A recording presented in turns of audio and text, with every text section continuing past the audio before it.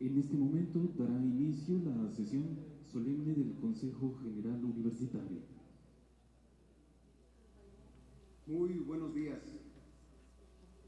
A nombre del Consejo General Universitario de nuestra Casa de Estudios, damos a ustedes una muy cordial bienvenida a esta sesión pública y solemne. Le pido, señor secretario del Consejo General, dar cuenta de la presencia de quienes integran el Consejo General Universitario en este momento.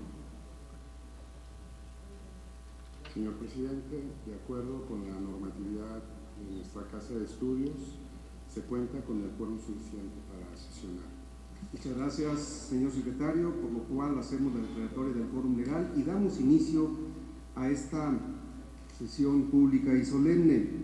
El motivo de esta sesión tiene un asunto en particular con diferentes puntos a desahogar. Y el asunto particular es celebrar el 25 aniversario de la autonomía universitaria de nuestra querida Universidad de Guanajuato. Actualmente ya se encuentran disponibles en una sala hipermedia y en un micrositio en la página institucional con diversos documentos, videos y audios sobre el proceso de logro y la experiencia de autonomía universitaria de nuestra universidad. Adicionalmente, se realizarán en lo que resta del año eventos que propicien la reflexión y la discusión de la comunidad universitaria sobre este gran tema, la autonomía universitaria. Damos una muy cordial bienvenida a este auditorio. Aquí se encuentra la Junta Directiva, el presidente, los integrantes, rectores de universidades hermanas de San Luis Potosí, de Tlaxcala. Aquí se encuentran una rectora, rectores, el rector general, rectores de campus. Bienvenidos, señoras y señores rectores. Aquí se encuentra el honorable patronato. Aquí se encuentran quienes representan a los sindicatos. Aquí están directores de departamento, directores de división, por supuesto nuestras autoridades que integran el Consejo General, rectoras de campus, rectores de campus, director del colegio, directoras y directores de división, como integrantes del propio Consejo General Universitario. Aquí están el gobernador de hace 25 años y el rector de hace 25 años, que más adelante tendrán el uso de la voz. Aquí se encuentran los doctores honoris causa. Aquí están quienes hace 25 años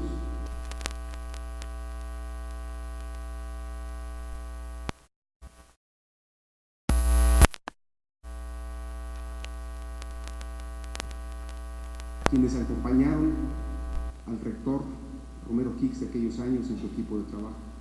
Y aquí están las generaciones actuales, estudiantes que integran el Consejo General Universitario, estudiantes de diversos órganos de gobierno, personal académico de los diferentes campus y divisiones y de las escuelas del nivel medio superior, así como sus directoras y sus directores.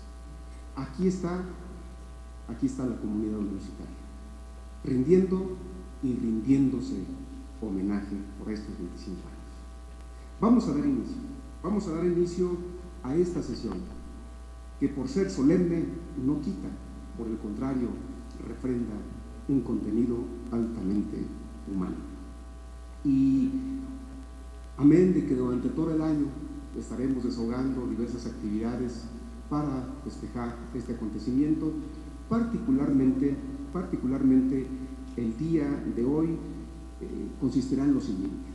Habrá un panel que se titula La autonomía universitaria en México, origen, presente y futuro. Ya presentarán a quienes participarán en dicho panel. Posteriormente habrá otro panel, una mesa en la cual se hablará sobre el proceso de autonomía universitaria en la Universidad de Guanajuato. Una mirada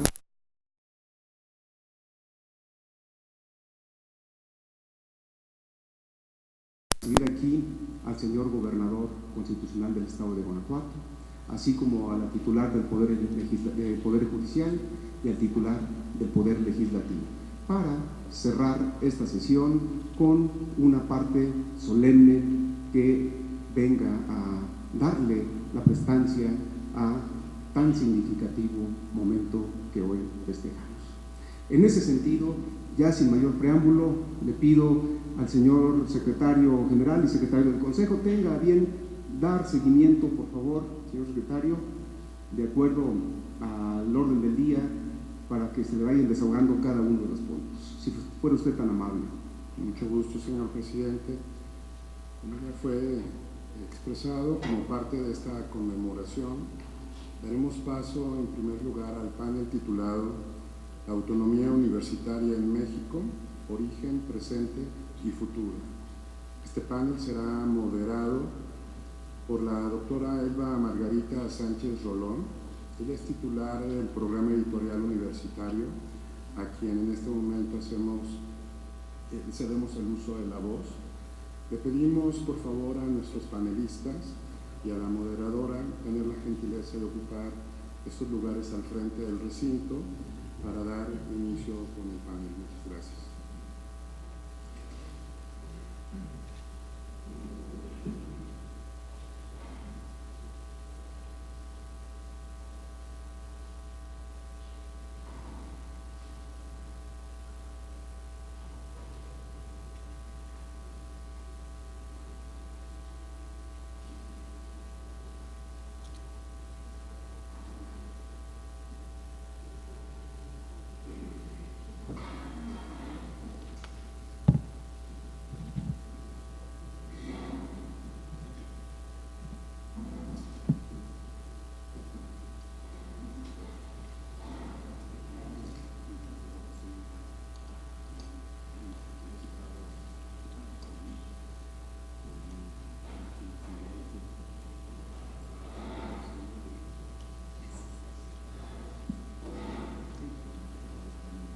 Saludo a todos quienes nos acompañan, el doctor Luis Felipe Guerrero Agripino, rector general de la institución, pero también a toda esta comunidad universitaria y a la comunidad hermana de otras instituciones que están hoy aquí con nosotros.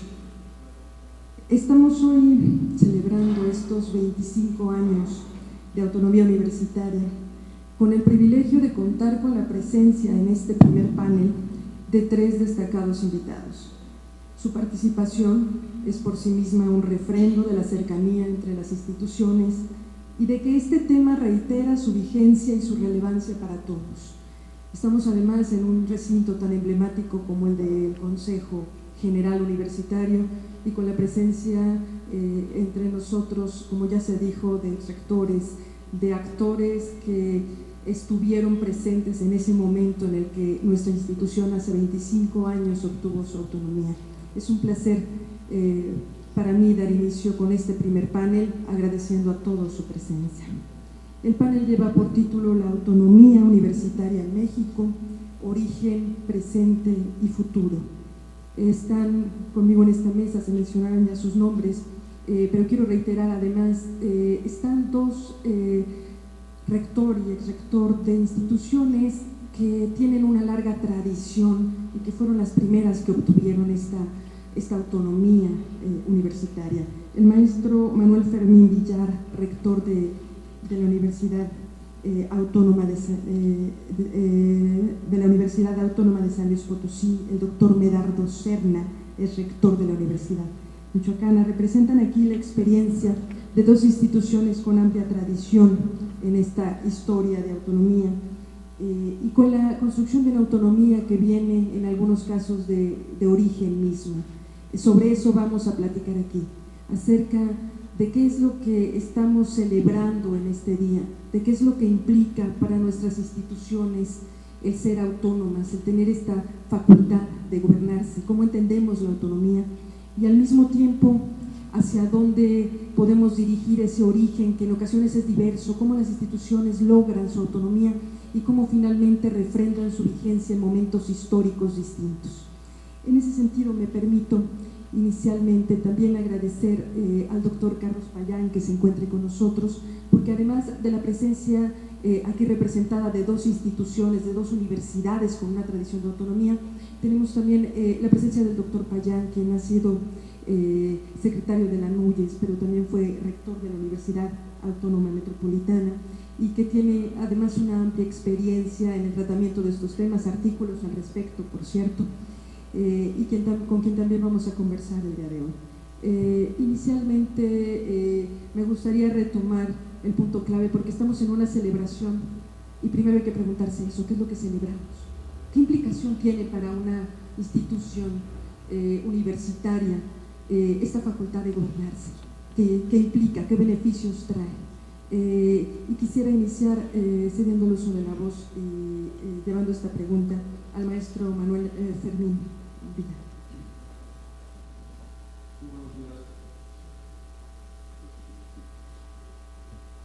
Muy buenos días, es un honor estar aquí en esta sesión de Consejo Extraordinario y sobre todo en esta celebración del 25 aniversario de la autonomía de la Universidad de Guanajuato.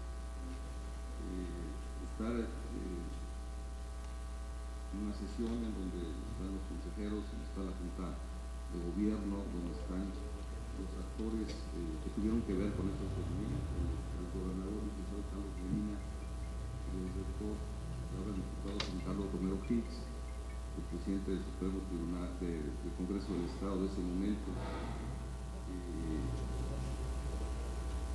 los rectores de esta universidad y sobre todo el Consejo actual, en donde de alguna manera, igual que los demás consejos directivos de las universidades, estamos sintiendo lo que es el valor de esa autonomía. Agradezco mucho la invitación que me hizo el doctor Luis Felipe Guerrero Agripino, rector de esta universidad, y sobre todo acompañar la mesa de mi amigo Gerardo Serra, el rector de la Universidad Michoacana, con el doctor Carlos Payán Figueroa, conocido también desde hace mucho tiempo, y desde luego con todos ustedes. Y regresando ya al origen de la pregunta y el origen de por qué estamos aquí, yo creo que el valor de la autonomía, más que nada, siento que en este momento de lo que ha estado sucediendo en los últimos meses, es cuando estamos valorando y sintiendo lo que la autonomía significa para las universidades públicas de México. Yo quiero irme un poquito hacia cómo se origina y por qué, y también cómo podemos relacionarlo al momento actual.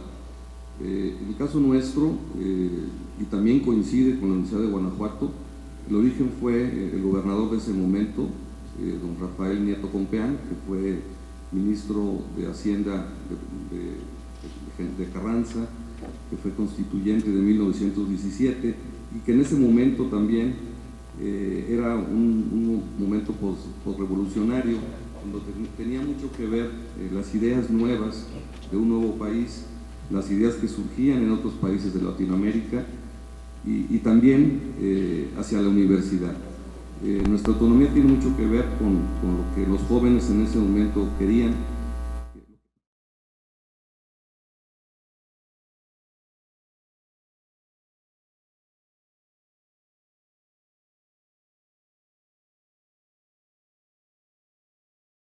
Al mismo tiempo que se aprueba un día anterior el voto a la mujer en San Luis Potosí. Entonces, creo que este gobernador en su momento fue un gobernador de avanzada, era un gobernador muy joven, que también tomaba en cuenta lo que sucedía en el momento y que quiso dotar a la universidad de su autonomía, simplificando con estas palabras: hay que alejar a la universidad de los vaivenes de la política.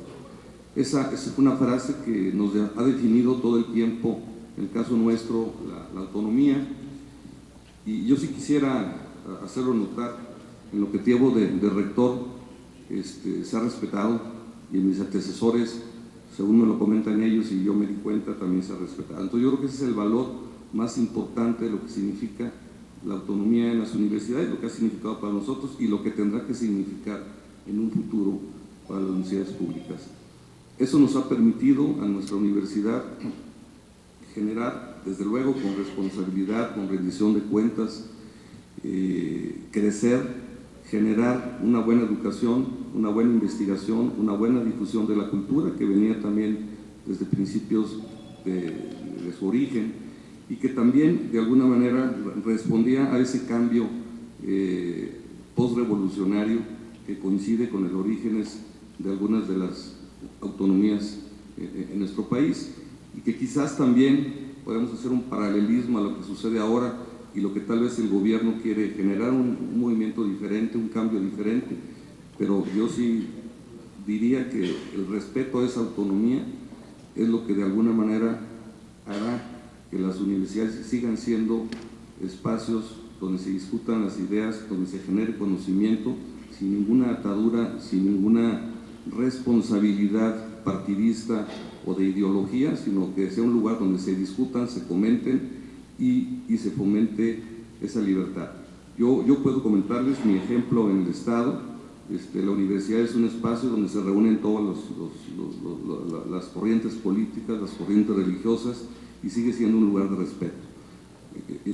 Sin embargo, de alguna manera, este tiempo, no en el Estado, pero sí lo hemos visto a nivel nacional, pues es algo que está ahí latente, pero por estar latente siento yo que es algo que de alguna manera debemos de respetar, debemos de fomentar y sobre todo debemos de valorar las universidades. Y también el gobierno, porque el respetar esos lugares que pueden promover, que pueden hacer que el país se desenvuelva, que el país se desarrolle y que el país llegue a la competencia que necesitamos a nivel mundial, son las universidades el espacio donde se puede generar esa transformación. En un sentido semejante, bueno, contamos también y agradecemos la presencia del doctor Medardo Serna, ex rector de la Universidad Michoacana de San Nicolás Hidalgo. Cabe mencionar que además durante su rectorado se publica el libro El establecimiento de la Universidad Michoacana de San Nicolás Hidalgo, precisamente de los periodos 1917 a 1919, donde se habla de este proceso de autonomía universitaria. Es interesante también pensar que los caminos hacia el otorgamiento o hacia el logro de la autonomía universitaria son a veces distintos, a veces conllevan debates y luchas internos, a veces surgen con la fundación de las mismas instituciones. Me gustaría entonces ahora ceder la voz al doctor Medardo Serna para que nos platique de esta historia dentro de la institución de la Universidad de Michoacán.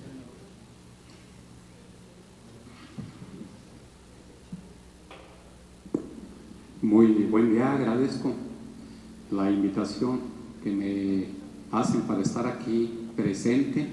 Los felicito por no pasar por alto un aniversario más de la autonomía universitaria de esta casa de estudios. Ha sido objeto de estudios de historiadores, de sociólogos, de una gran cantidad de especialistas, y efectivamente es un valor fundamental en las instituciones de educación superior que debemos fortalecer cada día.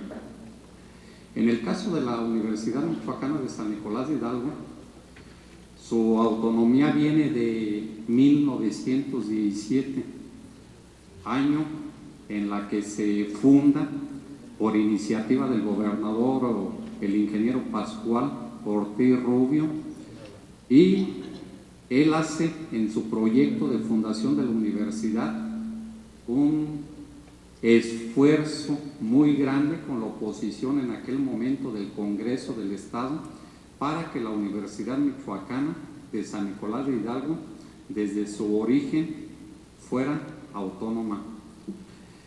Él toma las riendas del gobierno estatal el 6 de agosto de 1917 y tenía mucha claridad en cuanto al valor de la educación para la transformación de la sociedad, y su proyecto en materia de educación superior lo presenta al Congreso del Estado 5 días después de tomar posesión, 11 de agosto de 1917.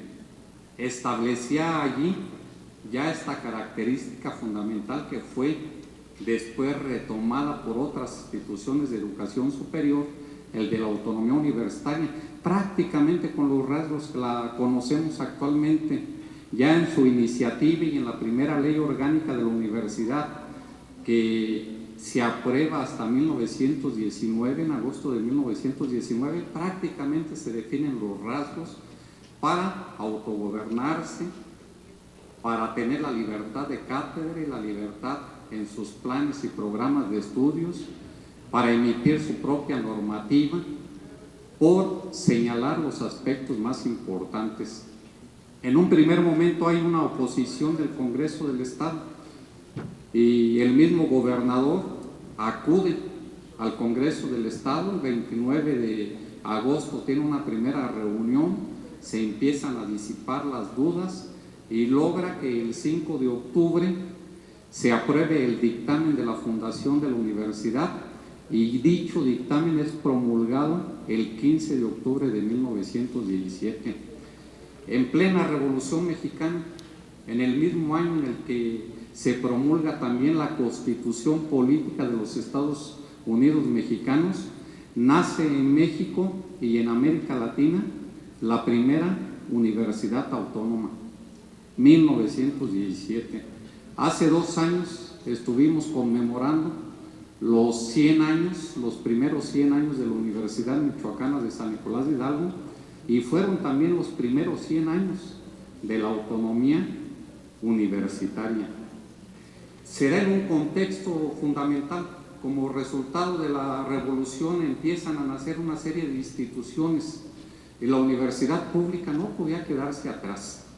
La Universidad Michoacana de San Nicolás de Hidalgo es el inicio de todas las universidades públicas estatales y se funda teniendo como pilar al Colegio Primitivo y Nacional de San Nicolás de Hidalgo. Este colegio fue fundado con el Colegio de San Nicolás Obispo por Vasco de Quiroga en 1540 en Pátzcuaro, y en este colegio se empiezan a dar los primeros estudios tanto a hijos de españoles como a hijos de los pueblos originarios de Michoacán, en un modelo de inclusión, en un modelo de tolerancia. Y en ese colegio, que se trasladó en 1580 a Valladolid, hoy Morelia, también se formaron los padres de la patria. Allí estudiaron Miguel Hidalgo y Costilla, José María Morelos y Pavón, entre otros grandes de nuestra historia. Por el movimiento de independencia, que es el momento estelar de la historia de México, el Colegio de San Nicolás es cerrado en 1810. Hasta ese momento, por supuesto, venía siendo soportado en su operación por la Iglesia, y el colegio, en plena guerra con Estados Unidos en 1847, es reabierto por Melchor Ocampo con su nombre actual, Colegio Primitivo y Nacional de San Nicolás de Hidalgo. En aquel momento, en 1847, fue la 6ª institución de educación superior laica, secular. Fue reabierto con esas características años antes de la Reforma. Eso es muy importante tenerlo presente. ¿Qué fue lo que impulsó de manera preponderante al ingeniero Pascual Ortiz Rubio, gobernador en 1917 de Michoacán, para que fundara la primera universidad autónoma de México y de América Latina? Son varios aspectos. Él fue estudiante del Colegio de San Nicolás, se opuso a la dictadura de Porfirio Díaz, representada en Michoacán por el gobernador Aristeo Mercado, fue expulsado del colegio, tuvo que continuar sus estudios en otros lados, pero llevaba esa formación humanista con un gran compromiso social, y por supuesto que le tenía un gran cariño al colegio. Él era una persona culta, fue ingeniero civil, pero cultivó la historia, la poesía, fue miembro de todas las sociedades científicas de su momento, así que tenía una gran vocación académica y científica. Eso indudablemente fue también un factor muy relevante. Tuvo también como un integrante del grupo constitucionalista, una participación muy activa en el movimiento de Madero. Después se integró al grupo de Venustiano Carranza y en 1915 es comisionado para estar en Estados Unidos. Por iniciativa propia, en ese año conoce a profundidad el sistema de educación superior universitaria de Estados Unidos. También tuvo muchas reuniones con nicolaitas distinguidos de su época. Se reunió, por ejemplo, con Ignacio Chávez. Todos conocemos la gran obra de Ignacio Chávez, con Samuel Ramos, con Manuel Martínez Valls, todos ellos nicolaitas que llegaron a ser miembros del Colegio Nacional, fueron miembros fundadores del Colegio Nacional. Así que tenía claridad del valor de la educación. Y esos 4 aspectos, junto con la Constitución recién promulgada, que en su artículo 3 efectivamente daba lugar al derecho a la educación laica y gratuita, hicieron que impulsara la creación de la primera universidad pública, estatal y autónoma. Son aspectos relevantes. Cuando el Congreso del Estado se opone a su iniciativa, da 2 razones fundamentales: la carencia de dinero. ¿De qué se va a sostener? Decían que era prioritaria la educación básica. En aquel momento, imagínense, estamos hablando de hace 102 años, donde no había escuelas primarias suficientes y el recurso insuficiente parece que es una historia que se repite cada año en México. El recurso insuficiente fue uno de los motivos por los cuales el Congreso del Estado no aprobó en un primer momento la iniciativa del gobernador. El otro motivo fue la autonomía universitaria. Decían, ¿cómo una institución educativa va a estar separada del Estado? Va a ser independiente del Estado. Curiosamente, Pascual Ortiz Rubio, tanto en la exposición de motivos de su iniciativa como en sus memorias, reconoce que la educación, para que sea efectiva, para que cumpla sus objetivos, debe estar separada de los poderes de cualquier índole, debe ser independiente, debe ser autónoma, no únicamente del poder político, sino también del poder económico y del poder religioso, que la aleje del fanatismo, que la aleje del dogmatismo, para que pueda libremente ejercer la docencia, la investigación y la difusión de la cultura. Y lo dijo también con esas mismas palabras: para no estar sometida a los vaivenes políticos, a las diferentes fuerzas, para alejarnos de las pasiones políticas.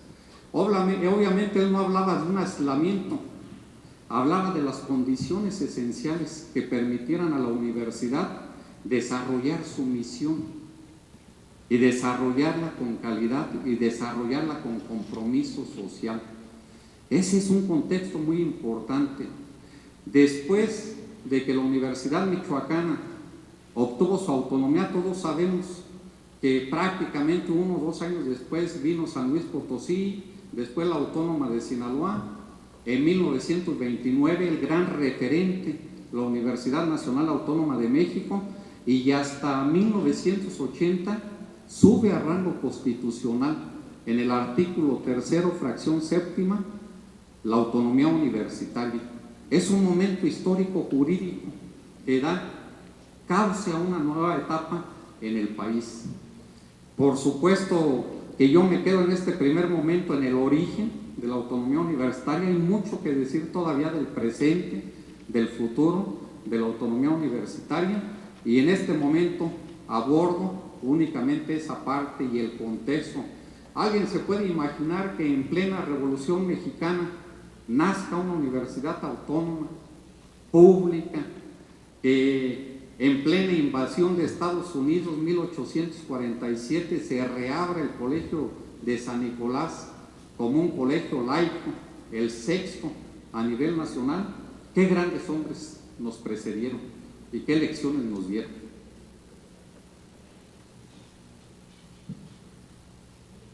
En el festejo anterior de los 20 años se decía aquí que hablamos de una, lo decía el doctor Juan Carlos Romero, hablamos de una responsabilidad, de un compromiso que se asume con el tema de la autonomía. Estamos hablando de una noción que impacta, como se ha visto aquí, diferentes elementos. Uno más, además de la parte jurídica y administrativa, tiene que ver con la libertad de cátedra. Me gustaría retomar esta pregunta del origen y de las implicaciones de la autonomía con el doctor Carlos Payán, quien ha hablado ya antes de este tema en varios textos. Buenos días a todos ustedes. Viendo rostros y espacios, me viene a la memoria, por las edades algunos lo recordarán, otros quizá les inquiete, las pequeñas cosas de Juan Manuel Serrat. A veces la vida nos lleva en volandas y nos acaricia. Están aquí o estamos aquí varios de los que hace 25 años se celebraba el primer día de una nueva naturaleza para la universidad, la autonomía. Y privilegio de la vida y coincidencia, pues están aquí los hacedores.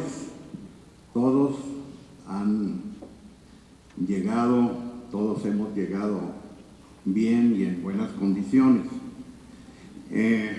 Pero está el señor gobernador de la época, don Carlos Medina Plasencia, el presidente del Congreso del Estado de Guanajuato de la época, don Carlos Chaurán, y el rector, que en las fotografías preguntó mi hija, ¿y este muchacho quién es? Don Juan Carlos Romero Hicks. Pues estamos en el nacimiento, 25 años atrás, de esto que cambió notablemente, y ahí están los números en los informes, de cómo una universidad que ya tenía una dinámica la intensificó al paso de las sucesivas generaciones. Y esto, que es un privilegio, pues lo es doble, porque además estoy flanqueado por los representantes de las dos instituciones, una de ellas la más antigua, que implantó la autonomía en 1917, eso que podría ser un lujo de la historia, los problemas de la época, el bloque revolucionario que apenas llegaba con don Venustiano, el obregonismo que ya despuntaba, pero está la Universidad de Sinaloa un año después, y luego está la Universidad de San Luis Potosí, que si bien llega y es la tercera en antigüedad, sin embargo es la que llega con mayores innovaciones, con una estructura que se asemeja más a lo que es actualmente el régimen de autonomía. Pero también hay una coincidencia histórica de efeméride. Hace exactamente 90 años se vivían los días más difíciles de lo que fue la primera autonomía, la de 1929. El día 21 y el 22, los estudiantes de la época, encabezados por Alejandro Gómez Arias, estaban dando una pelea en aquel México vertiginoso que había resuelto la Revolución Cristera, que había pasado con dificultades el asesinato de Obregón a un régimen que parecía haber cambiado de los caudillos a un régimen de instituciones. En fin, y el 23 de mayo, pasado mañana de 90 años, es el día que mueren varios estudiantes a manos de las fuerzas del orden público de la época, y que hizo que se estableciera el Día del Estudiante en el país y que se recuerda en la Plaza de Santo Domingo como la Plaza de Santo Domingo. Pero en fin, estamos para hablar del origen de la autonomía. El origen intelectual de la autonomía se sitúa fundamentalmente en el año de 1881. cuando el diputado treintañero Justo Sierra, en aquel segundo periodo de Porfirio Díaz, después de que se había reformado por primera vez la Constitución para que se autorizara una reelección por única vez y de manera alterna, 1881, miren lo que pasó después. Y el diputado Sierra lanza la idea de autonomía como una idea que había tomado de Francia y de Estados Unidos, pero que él la llevaba al contexto latinoamericano, al contexto de México, del México de la época. Y él habla ya de una asamblea universitaria, de representantes paritarios. Son ideas extrañamente modernas para el México de esa época. Habla del régimen y las trayectorias profesionales solamente obtenibles mediante concursos de oposición. Y claro, el proyecto no pasó, era demasiado osado, pero quedó guardado 29 años para que ya no el diputado Sierra, sino el ministro Sierra pusiera las ideas básicas y el proyecto para fundar la Universidad Nacional, que desde el punto de vista de las características no se asemeja al proyecto posiblemente todavía producto de una juvenilia de Justo Sierra, pero a la idea de una universidad que se quiere es una universidad de Estado, así se definía, pero que contrariamente, por un lado representaba la esencia de las ideas liberales del siglo XIX dentro de un régimen que, violando las promesas de campaña, si es que se le puede llamar campaña, al plan de la Noria y al plan de Tuxtepec, cuya máxima era que ningún ciudadano se perpetúe en el ejercicio del poder y esta será la última revolución. Idea repetida en contra de Juárez y luego en contra de Lerma. Y Juárez se había perpetuado en el poder, se había quedado del 57 al 72, pero resultó que quien decía estas frases se quedó con un breve interregno de 4 años, pues del 76 a 1910. Y la Universidad Nacional se establece como la obra que corona el régimen de paz y de avance que había sido el régimen porfirista, sin saber que 2 meses más tarde estallaba la revolución. Esta es, en pocas palabras, la idea de autonomía, cómo transitó y cómo los intentos de autonomía que están en ese orden en Michoacán, en Sinaloa y en San Luis Potosí pasaron prácticamente inadvertidos. ¿Por qué? Porque eran otorgados por gobernantes con una visión y han quedado, para reverenciarlos más, para conocerlos más, los intentos de autonomía que ha sido cruenta en el caso de la autonomía del 29, la autonomía del 33 en medio de un conflicto enorme en el gobierno de Abelardo Rodríguez, y luego la autonomía del 44, del 45. Estos son los antecedentes que se refieren propiamente a lo que es la universidad como idea, la universidad como legislación, pero la universidad con un contexto. Y con esto vuelvo al inicio. El contexto de 25 años atrás, eso que de repente se dice y se ha convertido en un lugar común que se alinearon las estrellas. ¿Cómo se le hizo para que una iniciativa que se expresaba a través de la legislación fuera lo que hasta ahora es una iniciativa inédita en México, en que el poder ejecutivo de la época y el poder legislativo de la época se ponen de acuerdo para transformar el antiguo colegio fundado por doña Josefa Teresa de Augusto y don Pedro Lascurain de Retana, se transformara en esta universidad autónoma que ahora cumple 25 años.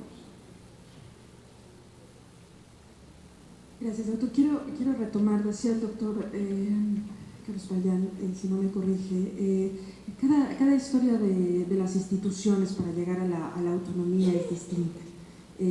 Pasan por momentos históricos diferentes.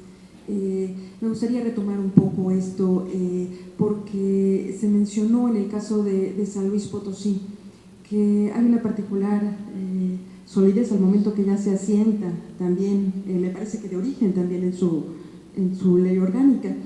Me gustaría recuperar esta parte del origen para posteriormente de una vez pasar a la otra pregunta que tiene que ver con el futuro y que tiene que ver con esos momentos históricos. Este paso por momentos históricos de las instituciones implica que la autonomía se viva de maneras diversas, que la libertad se ejerza de maneras diversas. ¿Cuáles son estas formas de ejercicio de esa libertad que da la autonomía en cada una de las dos instituciones que hoy aquí están representadas? Y por supuesto, bueno, después se lo preguntaré también al doctor Payán. Inicialmente, maestro Manuel Villar. De acuerdo a lo que estamos comentando, y ya era sabido, las tres instituciones, la de Guanajuato, la de Michoacán y la nuestra, tienen un origen muy parecido. El colegio jesuita como antecedente, un colegio que en su momento nuestro llamó Colegio Guadalupano Josefino, que lo funda el primer gobernador de San Luis en 1826, con algo similar a lo que en 1923 se da por otro gobernador, que fue Rafael Nieto, lo comentaba.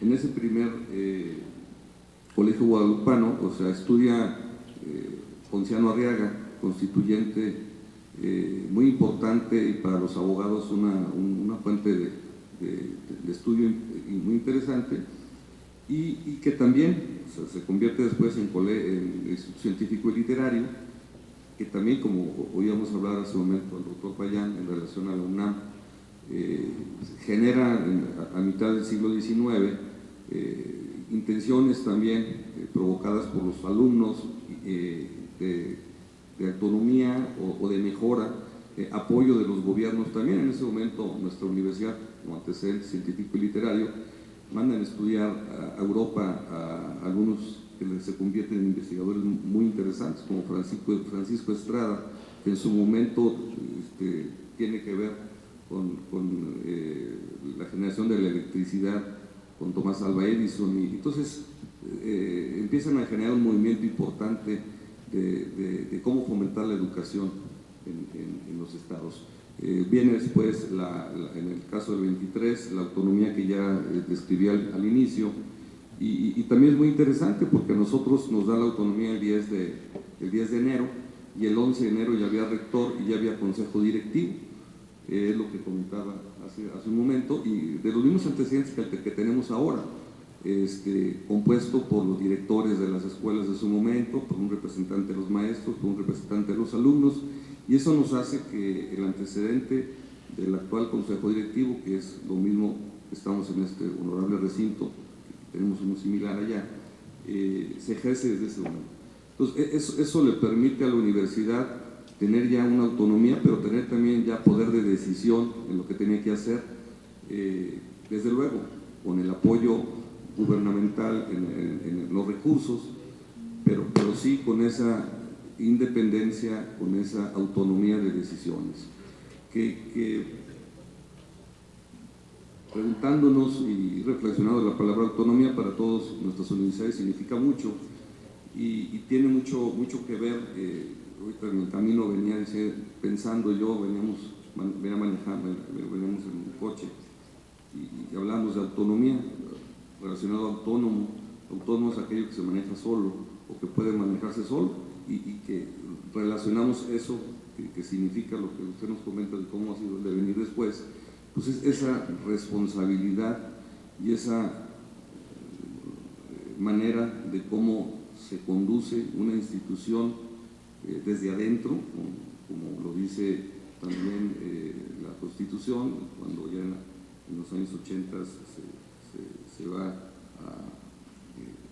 aspecto constitucional, la capacidad de autogobernarse, de manejar sus recursos, de generar la libre discusión de las ideas y de proponer ellos mismos soluciones, desde luego con responsabilidad, con transparencia y con un buen manejo de los recursos. Este término pues, ha ido cambiando, ¿no? Se ha ido adaptando a los tiempos. Hace unos años pues, no teníamos toda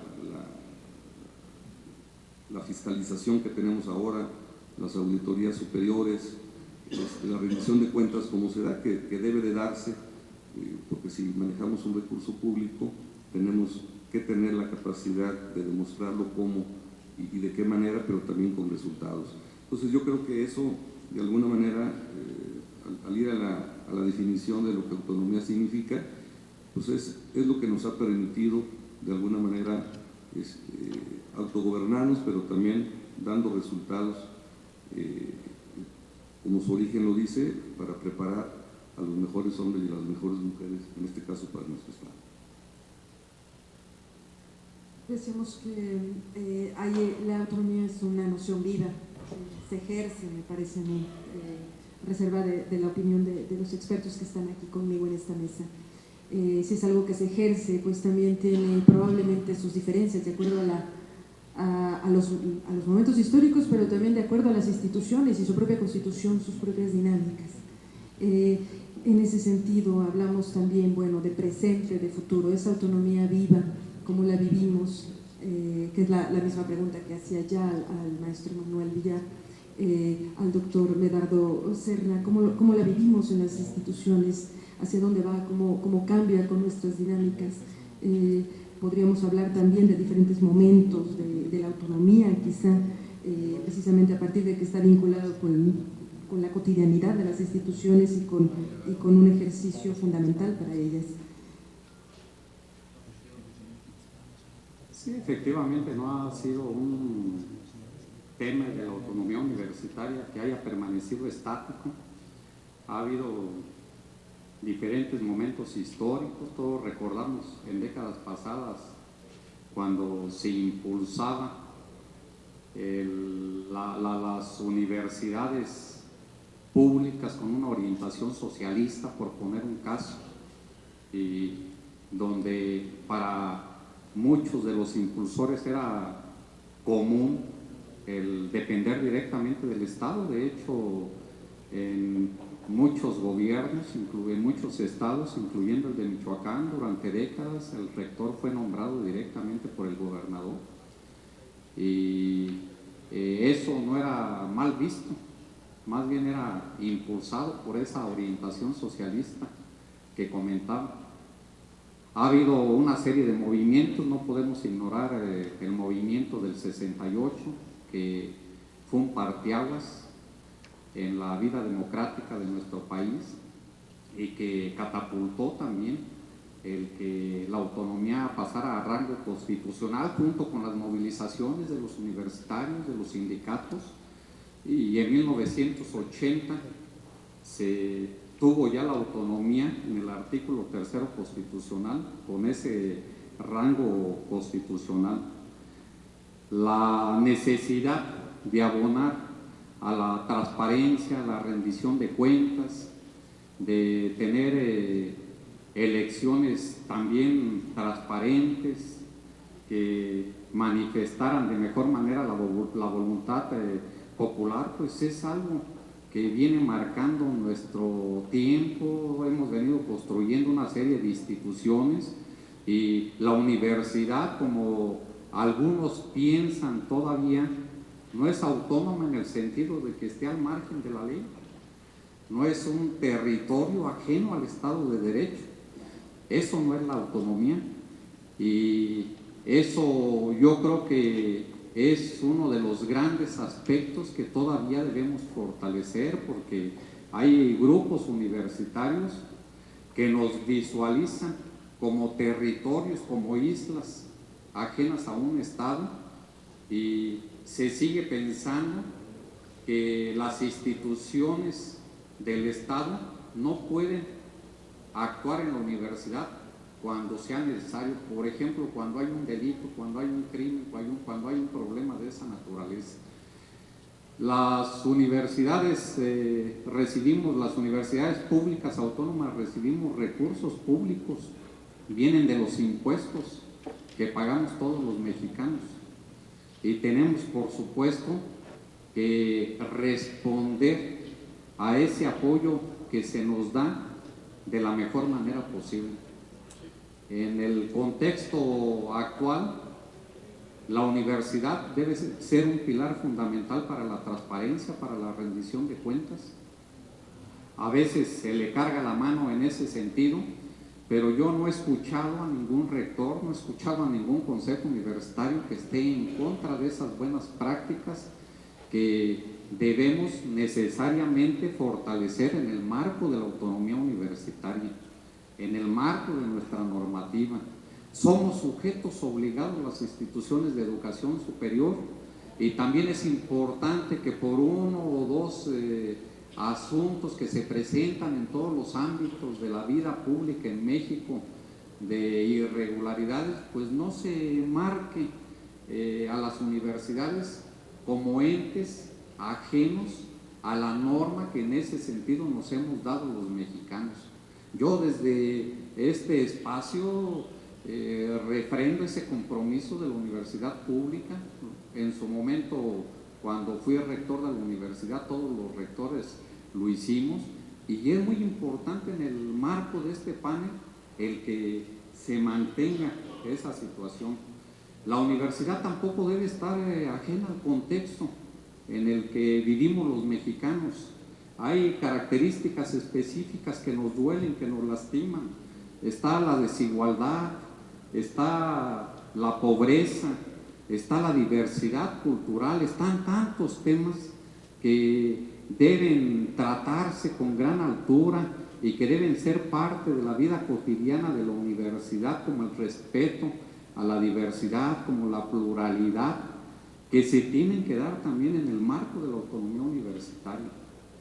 Allí las universidades estamos llamadas a ser puntas de lanza, y tenemos mucho que hacer, no únicamente la cuestión meramente específica de la docencia, de la generación del conocimiento, de la difusión de la cultura, sino seguir actuando con una gran responsabilidad social con los que menos tienen. Yo creo que la universidad estamos llamados a participar de esa manera, y eso implica retos internos. La autonomía y la función y la misión de la universidad pública se fortalecen cuando los universitarios somos capaces de formar alianzas, de llegar a acuerdos, de poner el ejemplo, de, aunque pensemos diferentes, aunque tengamos proyectos diferentes, aunque tengamos orígenes e historias diferentes, es muy importante que pongamos el ejemplo de llegar a los acuerdos. Los enemigos no están aquí en la universidad. A veces nos vemos como enemigos, no únicamente como adversarios de proyectos diferentes. Cuando nos vemos como enemigos se debilita la autonomía universitaria. Somos blanco propicio para los ataques, para las injerencias, para las intervenciones malintencionadas que las hay. Yo creo que es muy importante que sepamos que los universitarios podemos ser punta de lanza también en el país, en el esquema de llegar a los grandes acuerdos que nos permitan realizar de mejor manera nuestra misión y de cumplir también de mejor manera, con gran compromiso social, nuestras funciones sustantivas. Obviamente está el tema del financiamiento. no ahondo en todos los 3 temas anteriores por obvio del tiempo, pero el financiamiento es clave. En las universidades públicas autónomas se han construido en las últimas 3 décadas las mayores capacidades científicas y tecnológicas de México. La parte científica y tecnológica es clave para un mayor desarrollo de vida, para un mejor nivel de vida de la población. Es fundamental. Sabemos que no hay dinero que alcance. Ya lo veíamos en la historia de nuestras instituciones en su origen. El principal problema era de tipo económico, no hay dinero que alcance. Pues, ¿qué país queremos? ¿Cuál es el modelo de país? ¿Cómo lo vamos a lograr? Pues la educación superior y la autonomía de las universidades públicas son pilares fundamentales para construir juntos ese país que tanto anhelamos, con tolerancia, con pluralidad, con respeto, con igualdad de oportunidades, en un marco de transparencia y de rendición de cuentas, donde los universitarios seamos capaces de ponernos de acuerdo. Todo ello fortalece indudablemente a la autonomía universitaria.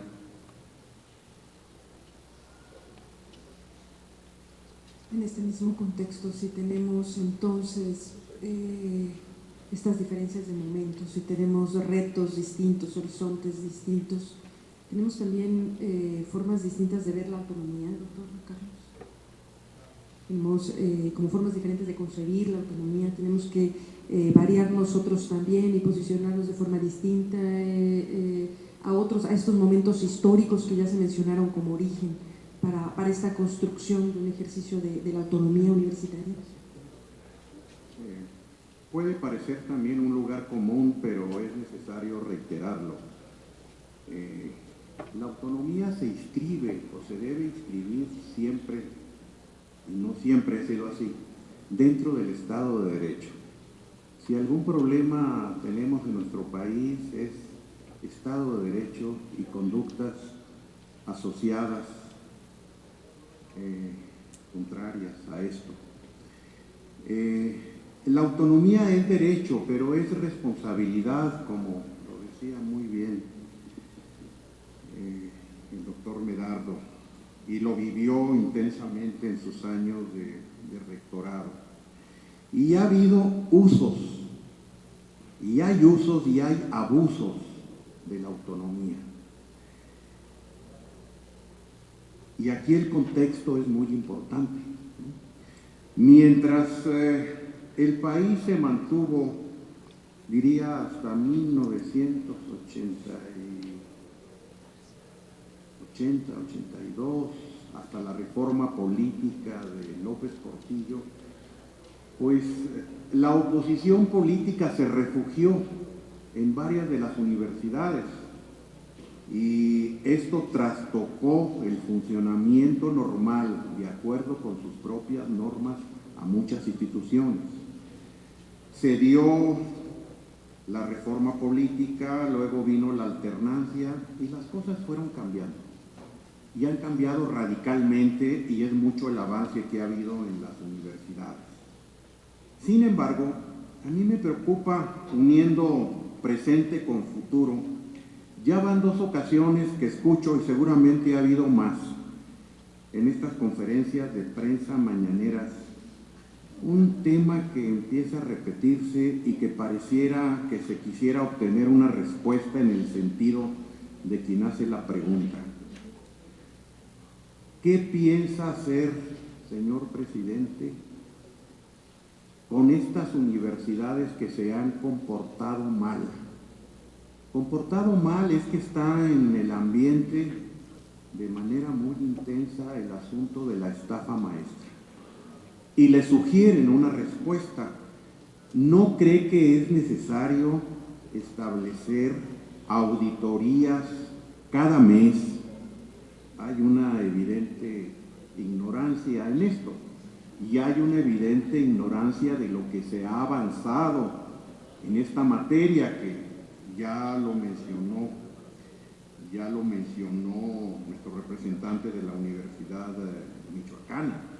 Ha habido cambios muy importantes desde el punto de vista jurídico, la transformación de la Contaduría Mayor de Hacienda en la Auditoría Superior de la Federación y las sucesivas reformas por los que ha pasado este organismo, bueno, vinieron a quitar esta parte de autonomía entendida como un régimen separado del Estado de Derecho mexicano, y se ha incorporado a través de las normas de la Ley de Responsabilidad Hacendaria, de la Ley de Contabilidad y Presupuesto, de las sucesivas leyes en materia de transparencia, del Sistema Nacional y los sistemas estatales anticorrupción. Y sin embargo, vean lo que sucede cuando una norma establecida en 2009, durante la presidencia del presidente Calderón, una reforma aparentemente perdida, pero impulsada por las universidades y por algunos legisladores conscientes, reforman la ley de adquisiciones, arrendamiento y algo más.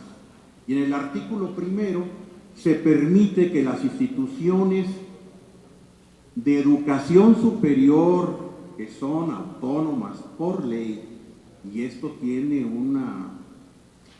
límites muy precisos, que son las universidades autónomas, no todas, tienen la posibilidad de contratar y producir bienes y prestar servicios en determinadas modalidades.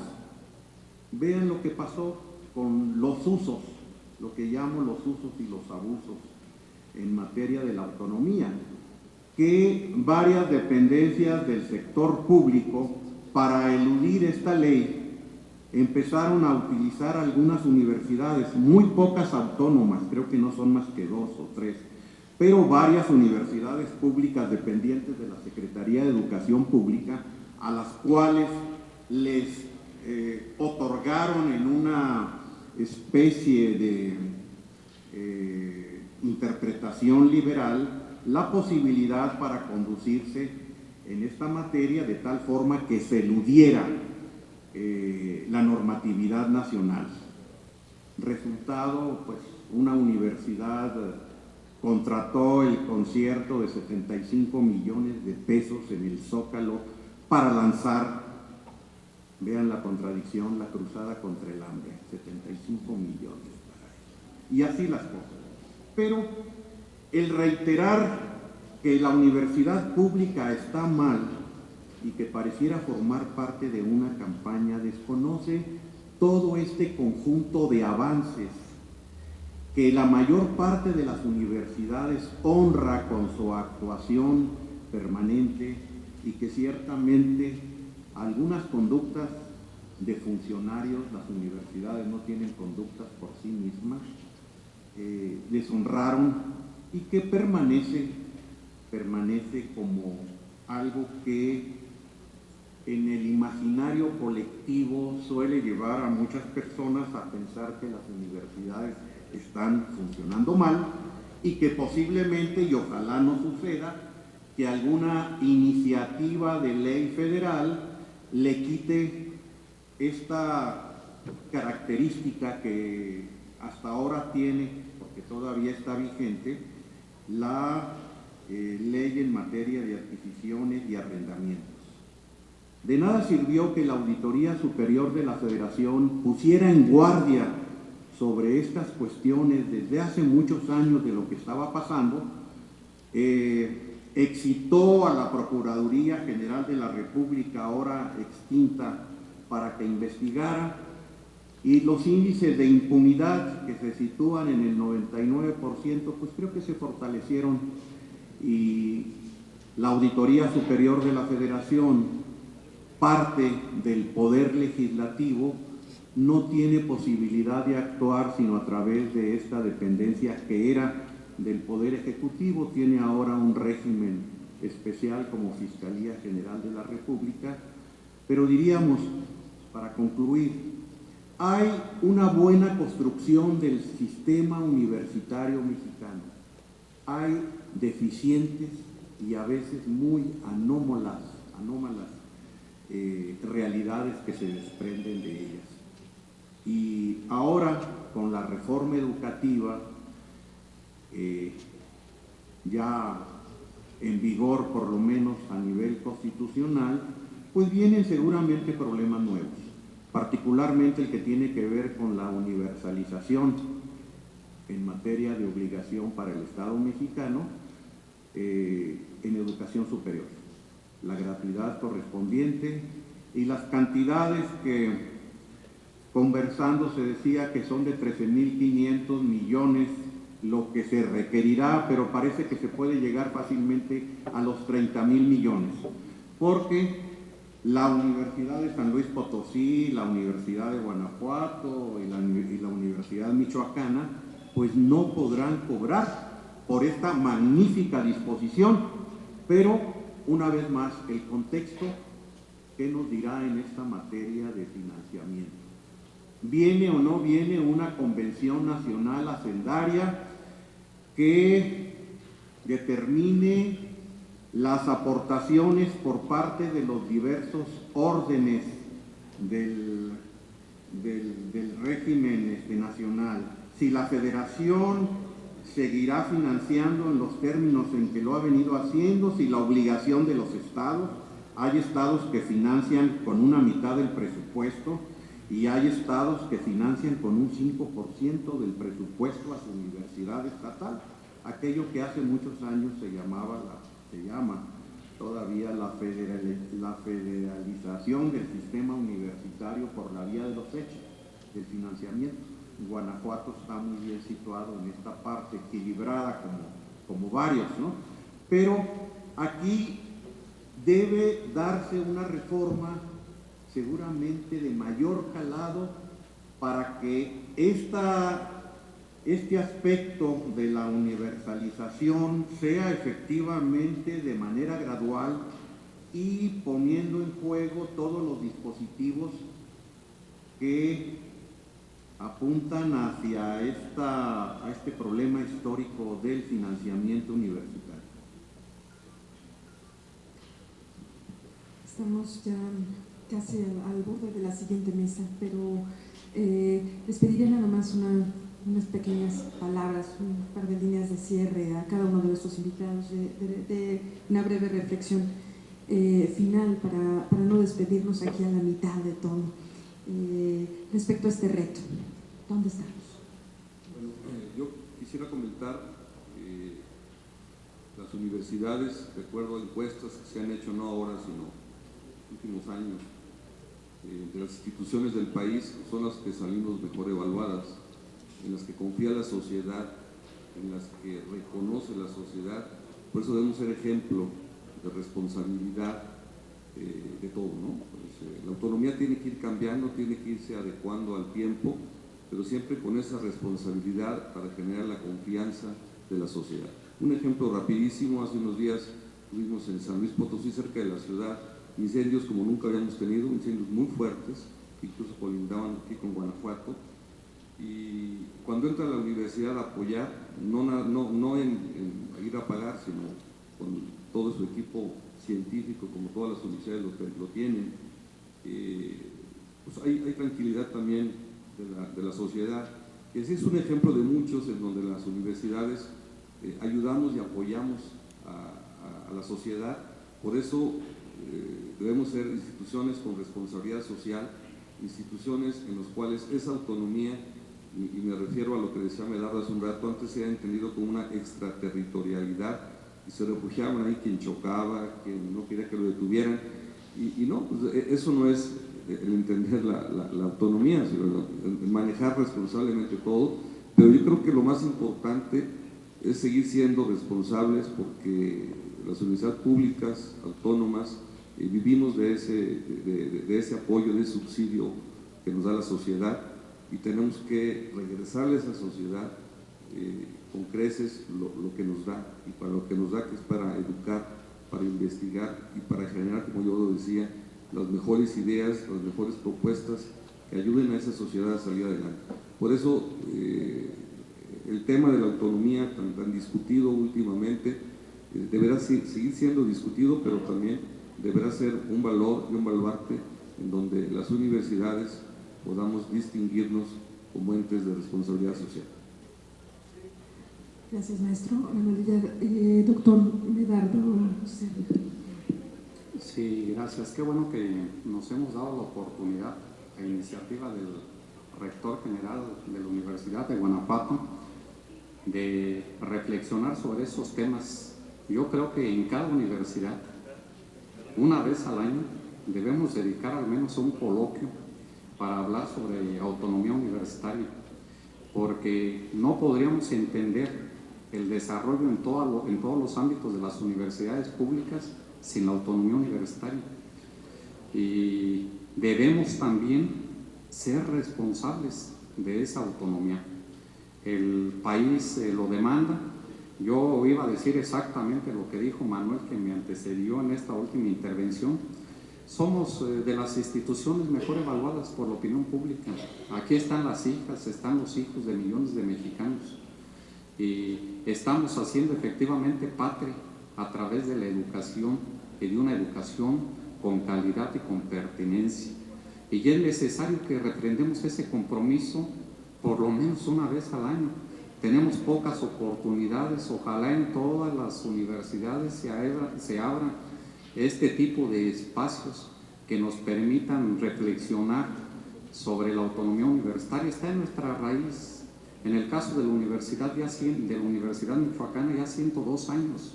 La UNAM está celebrando ahorita sus 90 años como institución autónoma. Universidad de Guanajuato, 25 años. No podríamos entender el desarrollo de México, ni tampoco podríamos entender cómo afrontar exitosamente los retos que plantea el desarrollo de México sin universidades públicas autónomas.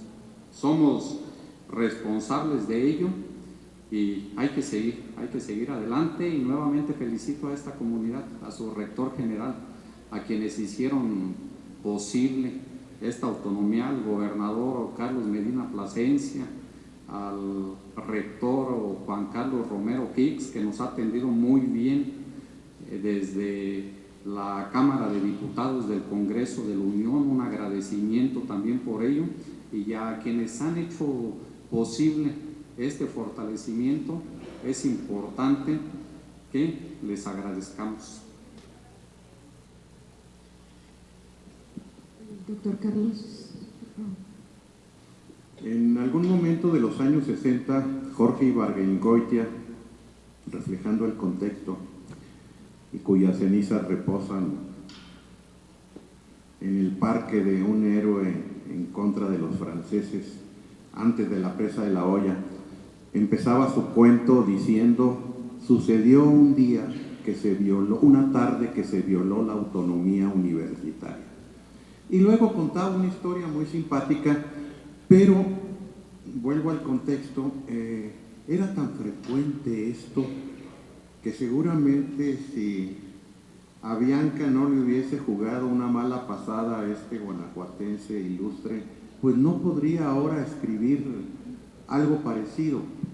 Las universidades han cambiado, se han adaptado rápidamente, han cumplido con esta grave responsabilidad social y precisamente realidades que hace 20 años, 25 años no se tenían, la materia de acreditación y evaluación, el que la sociedad confíe en ellas porque hay organismos que se dedican a esto con seriedad y han pasado a ser anécdotas los días que se violó la autonomía. Yo creo que esto es muy difícil de que suceda.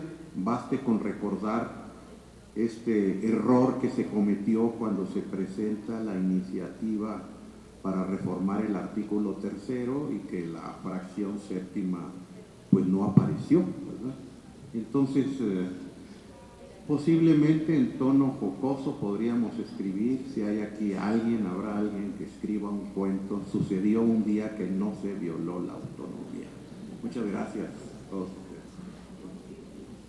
Agradezco a este panel, los distinguidos invitados, a esta celebración académica de reflexión sobre la autonomía universitaria. Tenemos un panel a continuación. Gracias por sus palabras, por su experiencia, por su participación.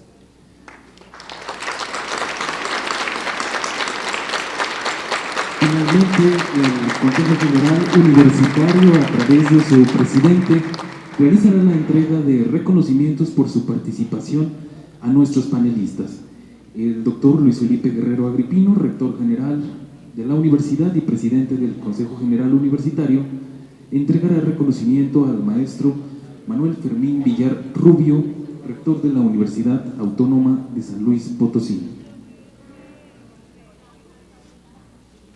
El doctor Carlos Payán Figueroa, secretario general ejecutivo de la NUYES, al doctor Medardo Serna González, ex rector de la Universidad Michoacana de San Nicolás de Hidalgo, y a la moderadora doctora Elba Margarita Sánchez Rolón, titular del programa editorial universitario.